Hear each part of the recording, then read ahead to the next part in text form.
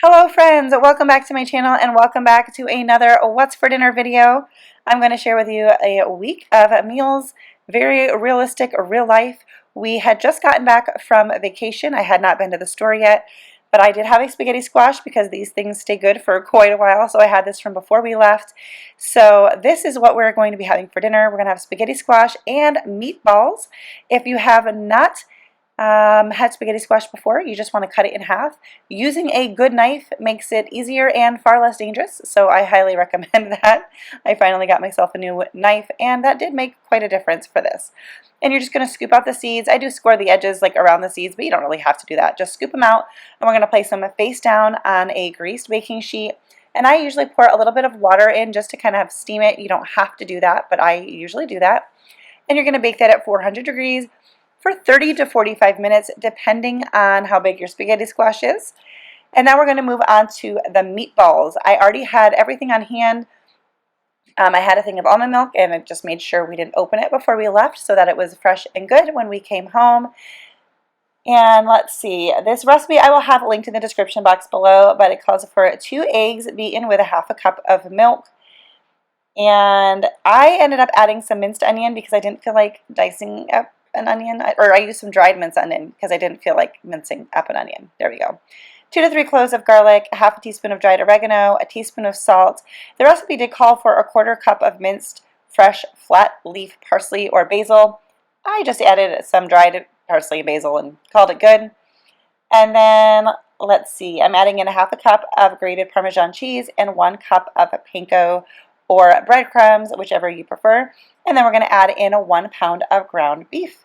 And we're going to mix that all together. I do not like handling raw meat if you're new here. So I have these disposable gloves. I don't mind handling it a little bit, but mixing it and like sticking my fingers in there and having to clean out my fingernails from raw meat, I just can't do that. So I just wear these gloves. We're going to mix it up and make about golf ball size meatballs and lay this on a greased baking sheet, and then we will pop these in the oven. So this dinner is super easy, super delicious. These meatballs came out really moist. I know a lot of people don't like that word. It's not like my favorite word, but it's a good word to describe things sometimes. So we're going to check the spaghetti squash here, and I just use a fork and see if there's just a little bit of resistance, and then it's good for me. So I don't really know how to explain it other than that. You want the fork to be able to pierce through, but not too super easy because you don't want it mushy. And then I baked these in the oven. I dropped the temperature down to 350 for 30 minutes. I did take them out halfway and flip them over. The recipe didn't say to do that, I don't think, but I just did. And my ground beef is extremely lean, so there was like hardly any like grease there. Spaghetti squash will stay pretty hot. Just keep it face down, which is what I did here. You can see that. And then we're just using some marinara sauce from Aldi. I love making my own sauce, but it has been years. It's been years since I've had a garden. Put a little bit of water in the jar and pour the rest of that out. We're heating it up. Sometimes I doctor that sauce up, but I knew there was all of the things in the meatballs, so I just called it good. You're going to flip the spaghetti squash over. Be careful if you do this right out of the oven because it's extremely hot, but mine had sat for a little bit.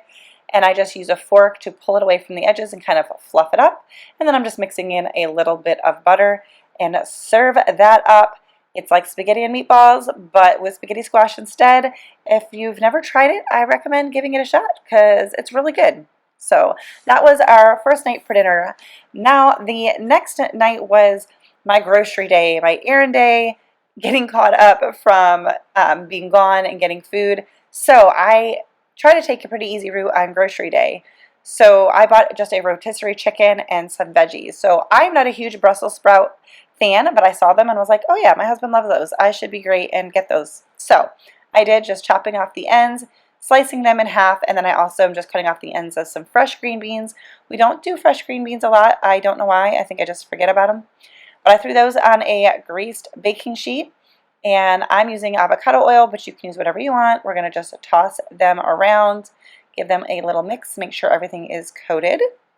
So we're adding in some salt, and I did that. And I was a little bit frustrated and not sure what to do. I pulled off the top of the salt shaker on purpose because I wanted to get a little bit more out, but then in the like seconds it took to unscrew it, I forgot what I was doing and then just dumped it. So here I am scraping off salt. That is pink Himalayan sea salt if you're confused by the coloring. It is salt. And then just tried to move the rest of it over to the Brussels sprouts. So these were pretty salty, but they were still good, but they were pretty salty. So now we're just going to add on some onion powder, and I'm just going to kind of mix this all together. So onion powder, garlic powder, and I think then I added brown sugar.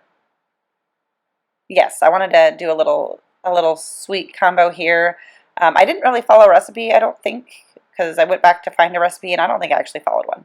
So I'm just mixing in some brown sugar, giving everything a good toss, and then I also drizzle on a little bit of coconut aminos, which is a soy sauce substitute, just a tiny bit, and we're going to give that all a really good toss. And then I was like, you know what, we're going to add on a little bit of bacon. So I got the bacon pieces from Aldi and mixed that all in as well. And then we're going to roast these veggies up. We're going to pop these in the oven, and what did I do? I think I did these at, I decided, oh yeah, put it on the lower rack because we're going to pop the rotisserie chicken in here to heat it up because it had been a little bit since I got home. So we're going to pop that in at 400 degrees, and just make sure you keep an eye on it with the sugar and stuff.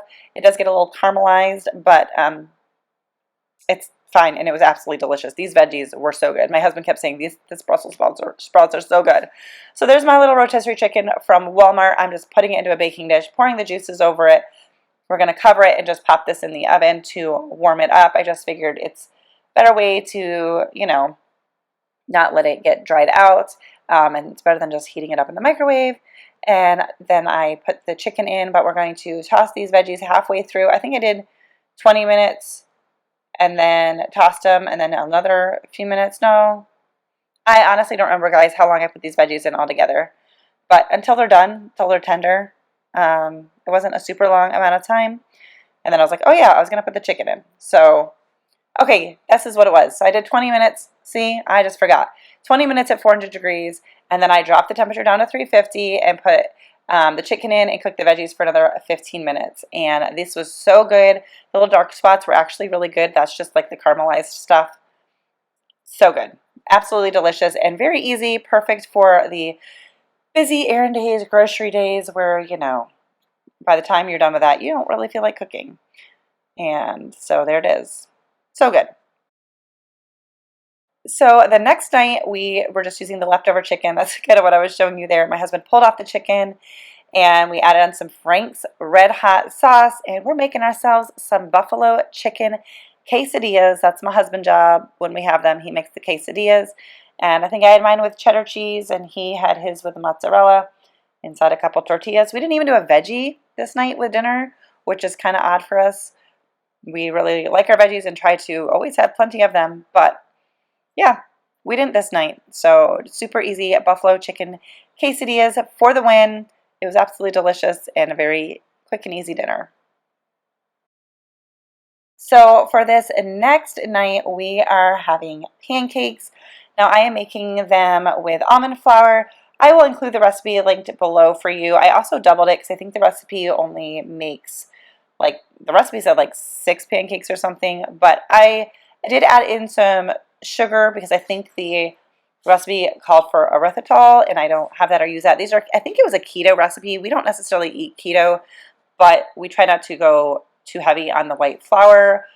So this recipe was a really good one, and I'll just include that recipe linked below for you, or you can of course just do regular, but the icing on the cake, or in this case the blueberries on top, was what this dinner was about. So I had bought a bunch of blueberries and they were half off, and probably because they were close to their life, they were so good. They weren't like mushy or anything, but I was like, we need to just eat all of these before they go bad. So I'm making this up kind of as I go along, but I just heated up in a saucepan a good amount, or maybe like a quarter to half a cup of water, poured in the blueberries, added in some sugar, just a couple tablespoons at a time, and then I think I also added in some vanilla there. We're going to let that simmer for a good little while. We'll come back to that in just a minute. I did start here like mushing a little bit because I was going to just mash like some of the blueberries, but then I was reading and I don't think I should have done that. It all worked out fine, but if you make this, I would say don't. I'm adding in just a little bit more sugar, and this basically means you don't have to add syrup on your pancakes if you don't want to, but letting that just simmer for like probably 15-20 minutes. I took forever making these pancakes because I was reading, and like it's really hard to get good pancakes when you are using alternative flours, and almond flour tends to burn quicker and like cook faster than the inside gets cooked. So the idea is to do it really low temp and all of that. So what I do is I just move, like if I'm doing French toast or pancakes, I just throw them into a oven safe dish and put the oven on like the lowest temperature, like 200 degrees, or I think mine goes down to like 170. Cover it, and I just put it in there to keep it warm while I make everything else. That way we can eat everything together. So that's what I was showing you there. And then I also was frying up some of this sliced ham that we get from Aldi as well. This is their Never Any like pre-cooked sliced ham. I didn't have any bacon, so we're just doing that. So back to the blueberry sauce. I added in a little bit of flour. You can also do cornstarch, but I didn't have any cornstarch. And just a little bit. I just kind of did this all to taste, and then the flour was just until it got thick. And oh my gosh, it was so good. Like that would be really good made and chilled and put on yogurt as well. So we made a few scrambled eggs, and we had our pancakes and the blueberries, and this dinner was phenomenal. And my husband likes to go a little bit extra, so he, of course, could not have this without some whipped cream on top. So there it is, but really good dinner. We don't often eat breakfast together, so it's fun sometimes to make, breakfast for dinner.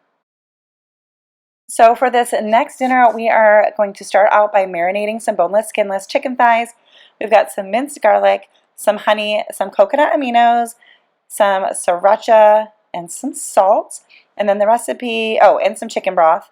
And then the recipe did call for some onions, and I didn't feel like chopping them up again, so I added in a little bit of onion powder.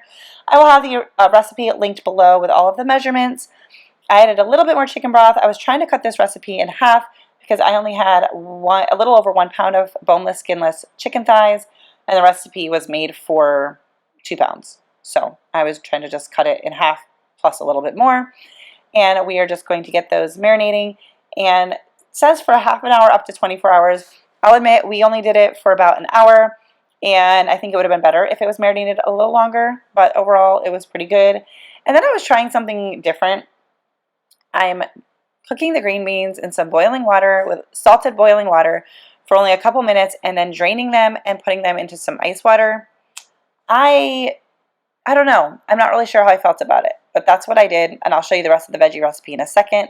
I am now making some brown rice, and I just went straight to that because the pan or the pot that I did the green beans in, I also made, oh my goodness, what am I trying to say? I used the same pot for the rice. So now we are moving on to this caramelized veggie recipe. And I am just putting in some melted butter, some minced garlic, and some red pepper flakes. Now this recipe, I will have it linked below, but it actually called for cumin, and I wasn't feeling the cumin. I wanted to go with a different flavor profile on this night, so I added in then a drained can of corn. The recipe calls for like corn on the cob, cut off the cob. So this is what I did. I let that cook for probably like 15 minutes or so to get nice and caramelized. And then I added in those green beans to heat through. So this was partially following the recipe I'm going to have linked, but then like I said, I changed the flavor profile, added in a splash of coconut aminos and a little bit of brown sugar. And I thought that went better with the chicken I was making. So that's why I did that. And we're just going to let that heat through and get the veggies tender. And I'm added in a little bit of salt. And then I think, do I add bacon again? Yes, I added more of that bacon pieces because I was just digging that. So I did feel like the green beans were not cooked enough. So I ended up just adding in a little bit more chicken broth and putting the lid on to let them steam a little bit more. And then in my rice, I just added in some butter and this herbamare, which is a seasoned sea salt. Here I am adding in some chicken broth and just trying to let that steam up a little bit more. I don't know. I would do the recipe again, but I might cook the green beans differently because I don't know. I don't know that it made sense or was necessary. Anyways, the chicken thighs went into the oven at 425 for like 20 minutes and served that over a bed of rice and the veggies. And this dinner was also really good. Guys, like I felt like we ate really, really good this last week. Not bad, since I've been out of the habit of cooking for quite some time. Okay, so now we are going on to a one-pan cheesy Kelbasa pasta. And this time I actually do use pasta. I know we don't do that a lot, but we do it from time to time. So we are going to start by browning up some kielbasa that I just sliced into, like, I don't know, what am I thinking? Slices? Oh gosh, and then cut them in half. Sorry guys, I'm tired. It's been a long day. And then I'm just cooking them up, browning them up in a pan with some avocado oil. Once again, this recipe called for sliced onions or chopped onions, and I just wasn't in the mood this week for cutting onions, I guess. I don't know. I just wasn't. Putting on my apron because I was afraid the oil was going to splatter, and I've ruined so many shirts by cooking without an apron. So put that on, and then again, here I am adding the minced onion, the dried minced onion, as if that's going to help. So want to get the kielbasa nice and brown, and then the recipe calls for 2 cups of chicken broth. I had like a 1 3/4 cup from the last carton that I had used earlier in the week, so I just added the rest in water because I didn't feel like opening another one. And then I just scraped the bottom a little bit with my spoon just to get some of those bits off before I added everything else. And then we're adding in a 1/2 cup of milk. I do use almond milk.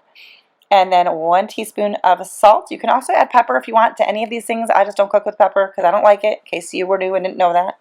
And then 8 ounces of uncooked pasta. We love this brand from Aldi. If we do have pasta, this is what I want.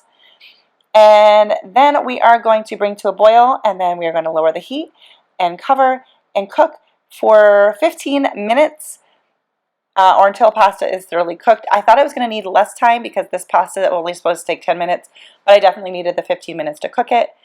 And then I put a cup of shredded cheese on top, mix that all together. Then we're going to top with another 1/2 cup of shredded cheese on top, and I serve this alongside of some steamed broccoli. Really simple, and this dinner was also really good. So check it out. I will have all recipes for the ones I do have. I think I added some parsley on top. That's what the green stuff is, just to make it look pretty. Everything is going to be linked below, and if I have a recipe anyway. And that is going to do it for today's video. Thank you guys so much for watching. Sorry I'm not showing my face in this video. It's been a long week, but I will see you next time.